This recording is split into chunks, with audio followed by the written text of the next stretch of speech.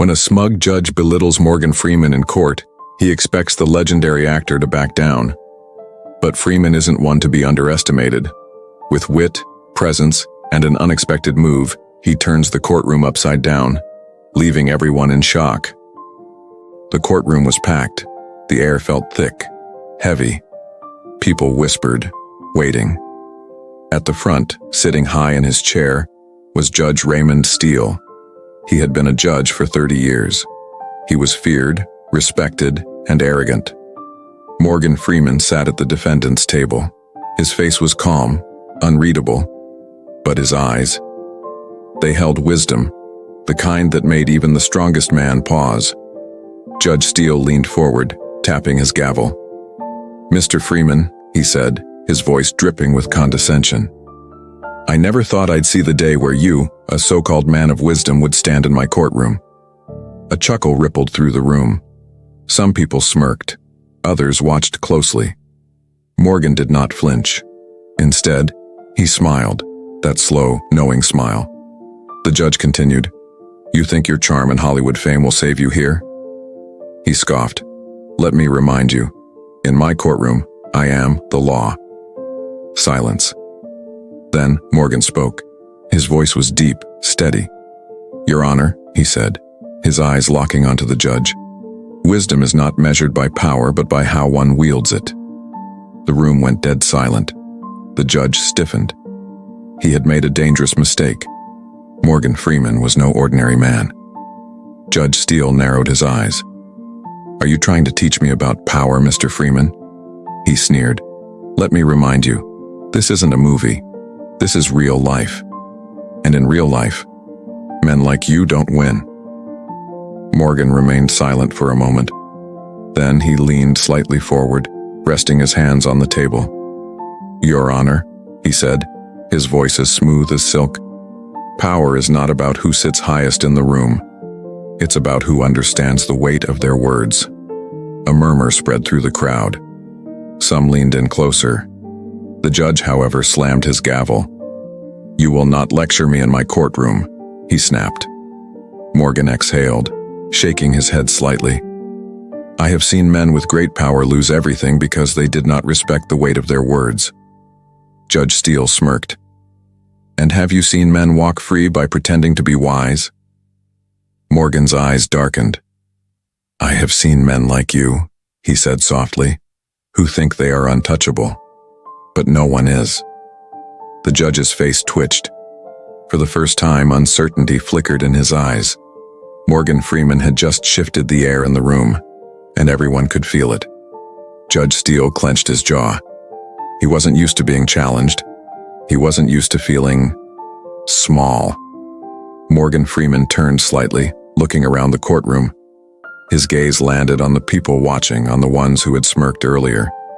Slowly, the smirks faded. Then he spoke again.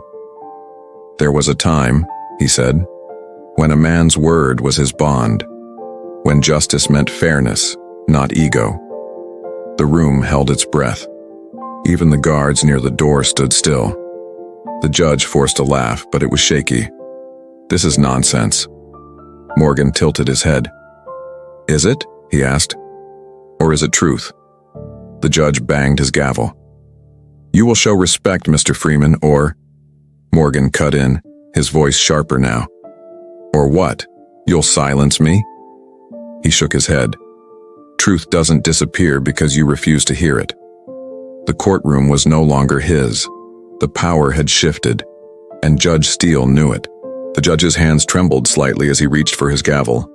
He was losing control, and he knew it. Morgan Freeman sat still. His eyes were calm but piercing. "Your Honor," he said, his voice steady, "may I tell you a story?" Judge Steele scoffed. "This is a courtroom, not a movie set." Morgan's lips curled into a small smile. "Then let's treat it as such," he said. "A place of truth." The judge rolled his eyes. "Fine, let's hear this story of yours. It won't change anything." Morgan took a deep breath. "Once there was an old man, a wise man. He spent his life speaking the truth, lifting people up. But one day he stood before a powerful judge who believed he was untouchable. The room was silent. Everyone was listening. Morgan leaned forward. That judge mocked him, thinking himself greater. But in the end, the judge learned a lesson he never forgot. Judge Steele chuckled. And what lesson was that? Morgan's smile faded. That respect is not demanded but earned. The judge's smirk disappeared, because he knew this story was about him. The judge shifted uncomfortably in his seat. He was no fool. Morgan Freeman wasn't just talking, he was exposing him. Morgan's voice softened. Your Honor, do you know what the most painful regret is? Judge Steele clenched his jaw. He didn't answer. Morgan did. It's the regret of a man who once had power but lost the respect of those around him. The room felt heavy. Even the courtroom guards looked uneasy. Morgan sighed. I have seen men in their final days, lying in hospital beds, wishing they had been kinder, wishing they had done right when they had the chance. He looked deep into the judge's eyes. Is that how you want to be remembered? Judge Steele swallowed. His fingers gripped the edge of his desk. People in the crowd exchanged glances. Some of them, especially the older ones, wiped at their eyes. The judge cleared his throat. You're here because of the law, Mr. Freeman, not philosophy. Morgan nodded. Then let's talk about the law, the real law, the kind that protects the weak, not the egos of the powerful. The room was holding its breath. Something was changing, and Judge Steele could feel it. The judge opened his mouth to respond, but before he could speak, a voice rang out from the back of the courtroom. I know what he's talking about. Heads turned. An elderly man stood slowly, gripping his cane. His eyes were filled with something raw, something painful. The judge squinted. Who are you? The old man took a few slow steps forward. My name is Harold Benson, and 30 years ago, I stood in this very courtroom. He let out a shaky breath. Before you, Judge Steele? A murmur spread through the crowd. The judge frowned. I don't recall. Harold nodded. You wouldn't. But I do. His voice cracked. I was a father fighting for the right to see my son. You mocked me, laughed at me. You called me a nobody and denied me that right. A gasp rippled through the room. Morgan Freeman watched the judge closely. Judge Steele's face paled. Harold's voice trembled. My boy died 5 years later in an accident. I never got to hold him again, and it was because of you. The room was no longer silent. It was full of quiet sobs. The past had come back, and Judge Steele had nowhere to run. Judge Steele's face turned pale.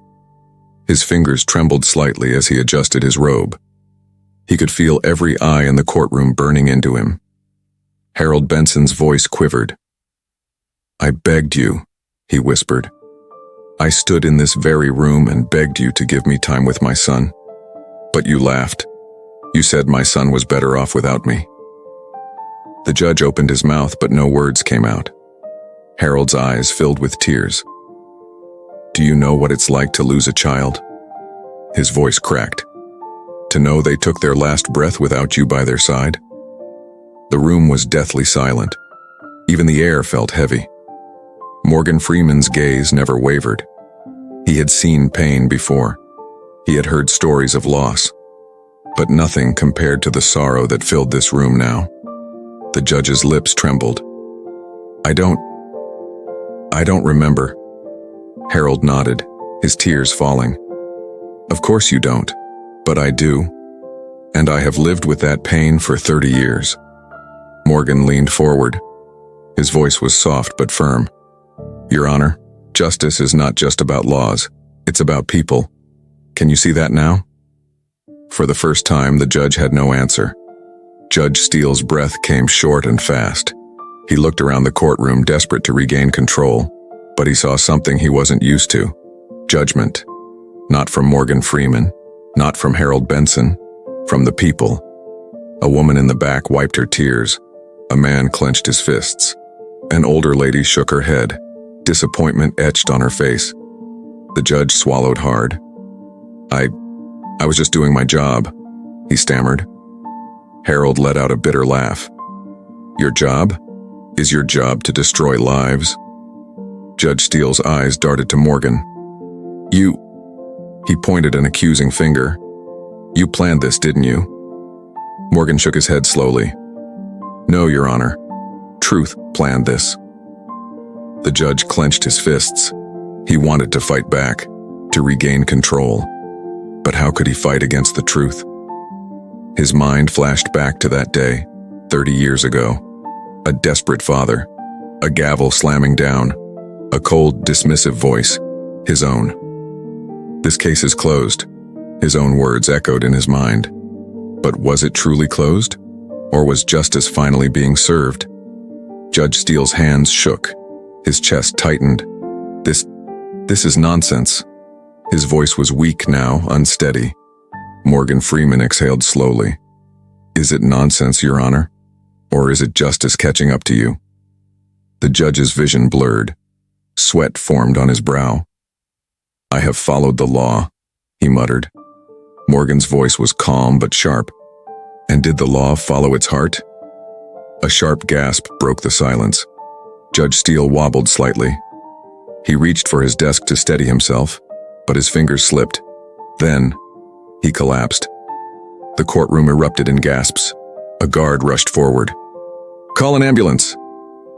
Morgan Freeman stood slowly, his face unreadable. Harold Benson's eyes widened.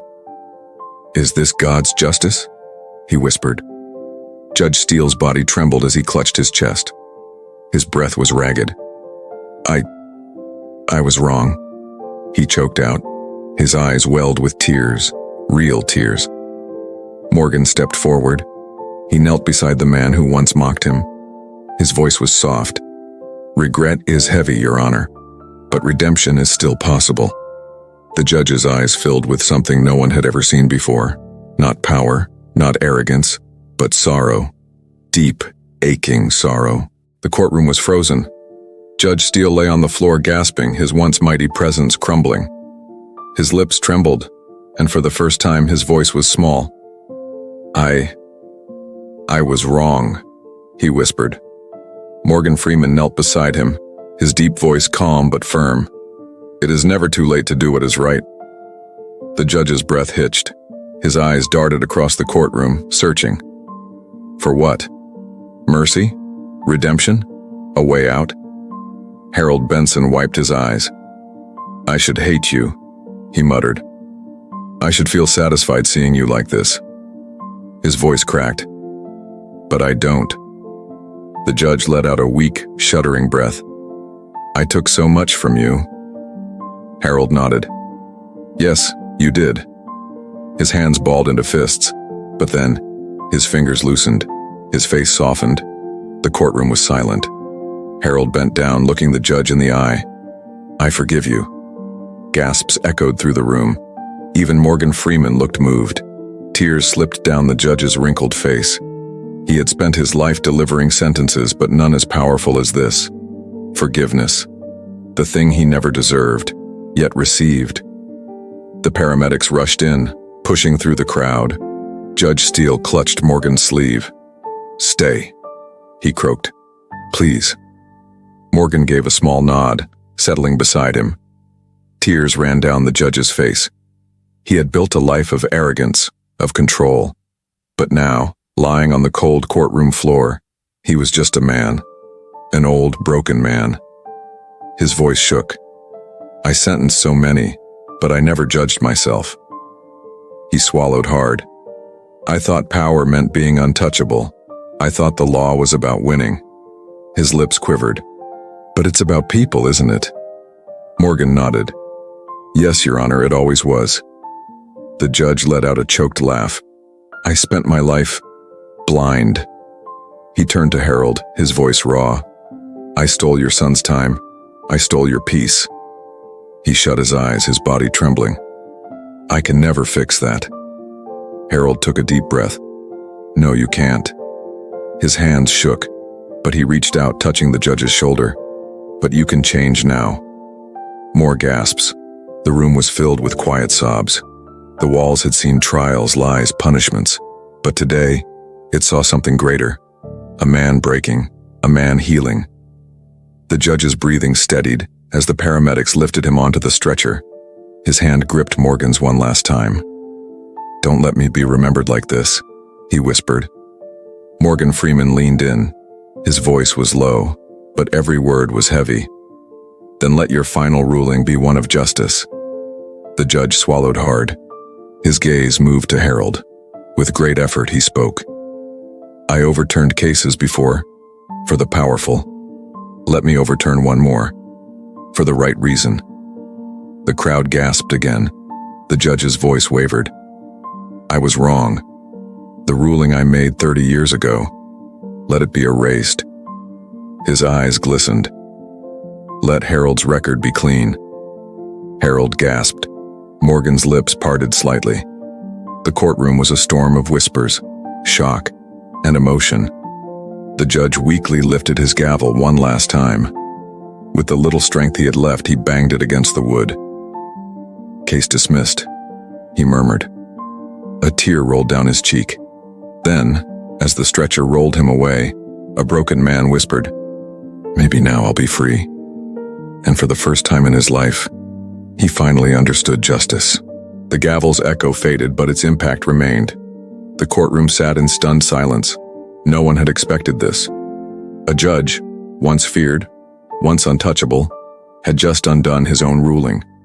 A man once known for arrogance was now a man seeking redemption. Harold Benson's lips trembled. His hands covered his face, and for the first time in 3 decades, he wept openly. "I never thought I'd hear those words," he whispered.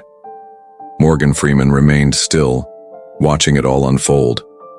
He had seen many performances in his life, but this was real.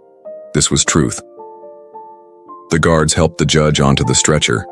As they wheeled him away, he looked back one last time. His eyes found Morgan's. There was no anger in them now, no pride, just something raw, something human. Morgan gave a slow nod. The judge swallowed hard, then closed his eyes. The doors swung open, and the stretcher disappeared into the hall. Harold wiped his tears. "It's over," he breathed. Morgan turned to him, his voice gentle. "No," he said. "It's just beginning."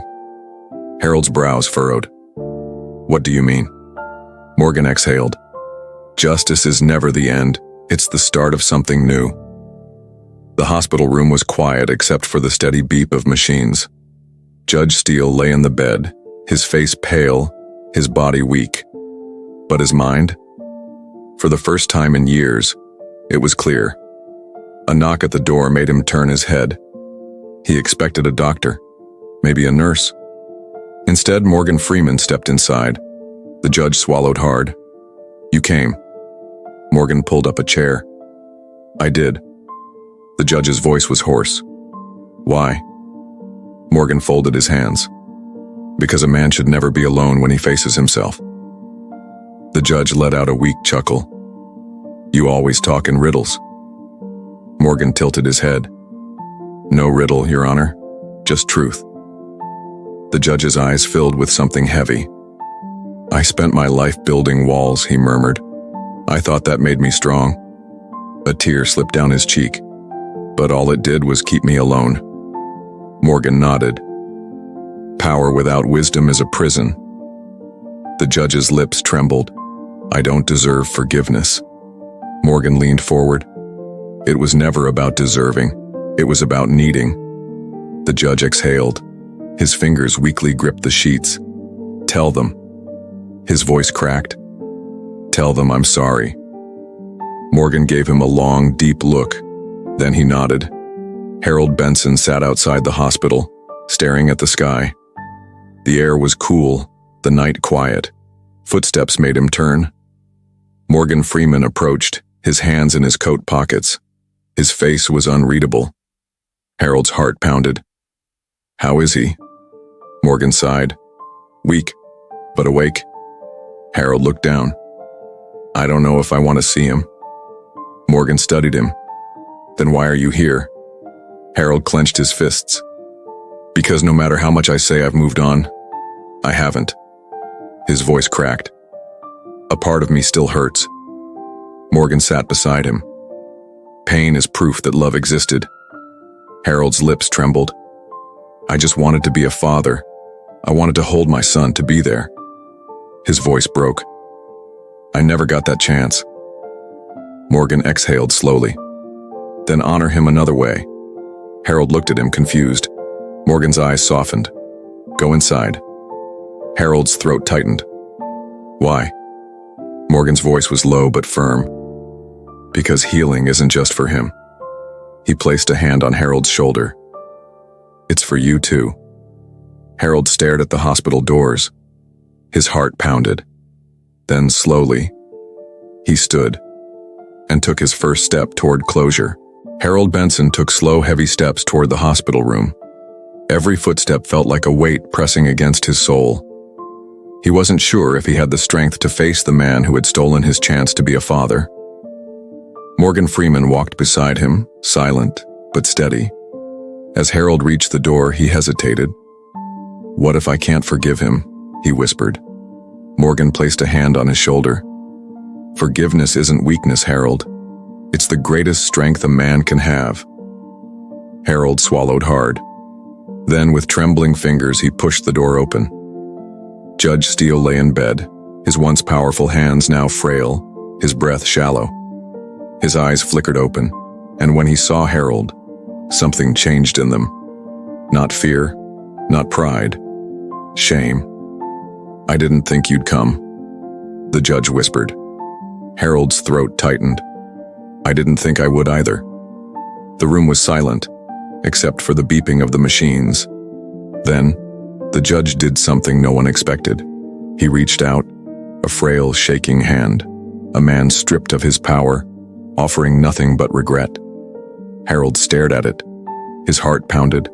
Then, slowly, he reached back. Their hands met, not as judge and victim, not as enemies, as two broken men searching for peace. Tears welled in the judge's eyes. I spent my whole life sitting on a high chair, looking down on people. I thought it made me untouchable. His voice cracked. But now I see. Power doesn't come from a gavel. It comes from humility. Harold's lips trembled. I lost my son. His voice was barely above a whisper.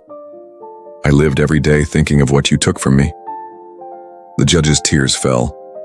I took something I can never give back. He let out a shaky breath. I don't expect you to forgive me.